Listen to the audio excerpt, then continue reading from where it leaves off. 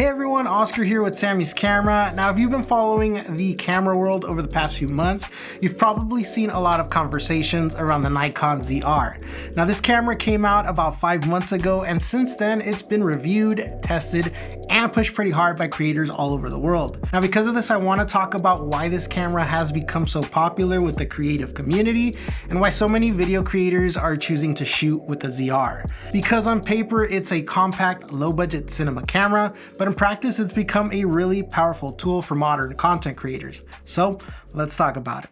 I think the reason why the ZR has resonated with so many creators is pretty simple. It gives you top tier video capabilities and a body that's small, affordable, and easy to work with. You're getting things like 6K RAW recording, 4K 120 frame per second slow motion, 32-bit flow audio, and a wide selection of recording codecs including R3DNE, Red's very own color science, NRAW, ProRes RAW HQ, ProRes 422 HQ, H.265, and 6.4. And those features that used to be almost exclusive in large, expensive cinema cameras, but Nikon's packed them into a body that you can easily throw in a backpack and take anywhere with you. Now, for YouTubers, filmmakers, documentary shooters, and even small production teams, it's a really compelling combination.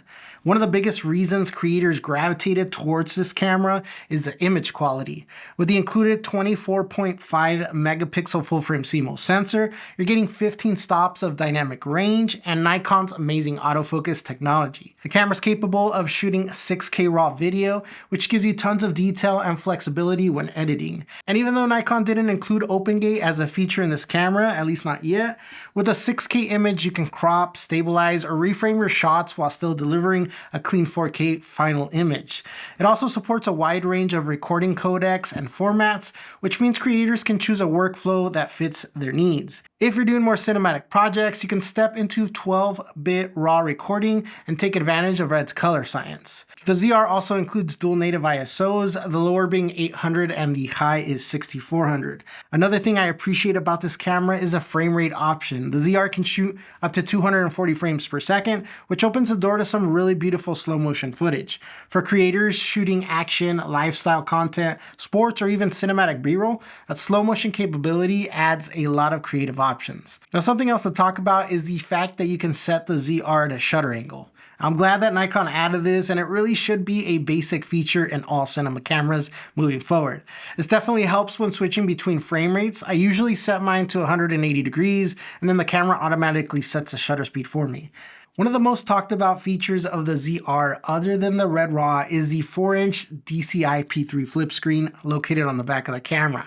It's really bright at 1000 nits and makes it so easy to see and gives you a ton of space to monitor your image. Now, I'm gonna be honest with you guys, now that I've had the privilege of testing out this camera, it's gonna be really hard to go back to shooting with my cameras and that small 3-inch LCD screen that's on them.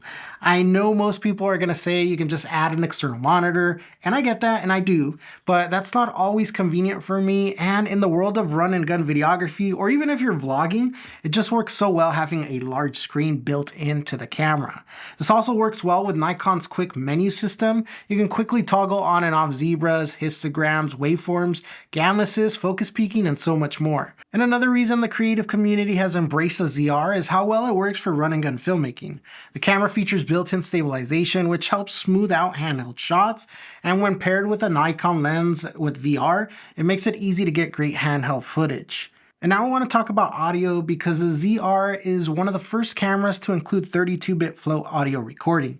If you've ever recorded audio that was too loud and ended up clipping, you know how frustrating that can be. But with 32-bit flow audio, you have much more flexibility when adjusting levels in post-production, and I found that I get better results when having to use effects like noise cancellation in post. Now, whether you're using the built-in microphone, a hot shoe mounted microphone like Nikon's very own MC-N10, or a lav system plugged into the 3.5mm jack, you're gonna get professional level audio files with lots of room to work with. Looking at the exterior of the camera, it has a minimal button layout, and I think that's because Nikon wanted us to take full advantage of the large touchscreen. I do like the zoom rocker wrapped around the shutter button. It works great even if you don't have lenses with power zoom like the Nikkor 20 to 135mm f4 PZ.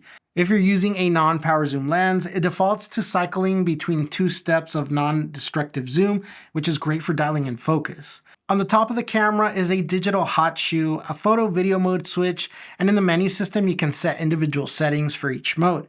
There are also 3 programmable buttons with presets and a large power button.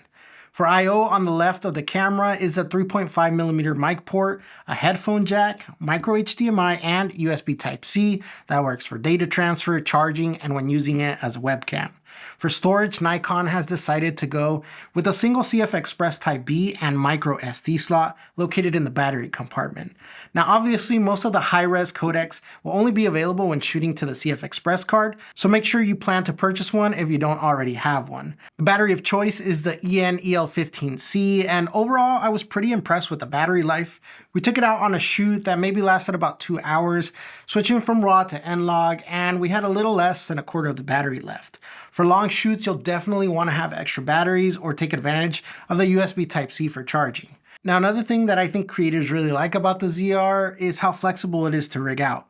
Out of the box, it's a compact camera that you can easily shoot handheld, but if you need to add accessories, then look to SmallRig to include accessories like a cage, a top handle, a side grip, and Nikon also offers the MC-N10 remote grip, which gives you physical controls when operating the camera on a rig. So depending on your style of shooting, you can keep the camera small and lightweight or build it into a more complete cinema setup. And I think the modular design is something filmmakers really appreciate, and I see most people starting to lean towards. Now, while we're on the topic of accessories, I want to talk about Viltrox, because they provided us with a really cool lens adapter that allows you to mount Sony E-mount lenses to the Nikon ZR body with autofocus. Now, I tested it out with a few G-Master lenses, and so far, so good. I'm really glad Nikon is pushing this feature because it allows someone like me who's invested in Sony lenses to try out this camera. Even though the ZR is clearly designed with video creators in mind, it's also capable of capturing great still photos. The 24.5 megapixel sensor can shoot at up to 16 frames per second in continuous high-speed modes, as well as offering a pre-release capture mode. And I think the Nikon ZR really works well for different types of creators.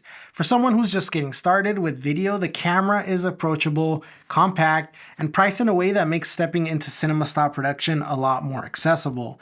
There's also the content creator, the vlogger. This is going to be great. It has all the tools you need, as well as that nice flip screen.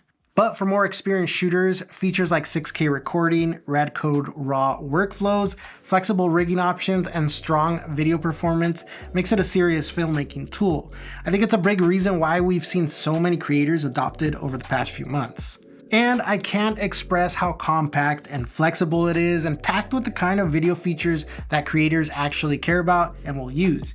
If you'd like to learn more about the Nikon ZR, you can check it out online at Samys.com or stop by one of our Samys camera locations and get your hands on one today.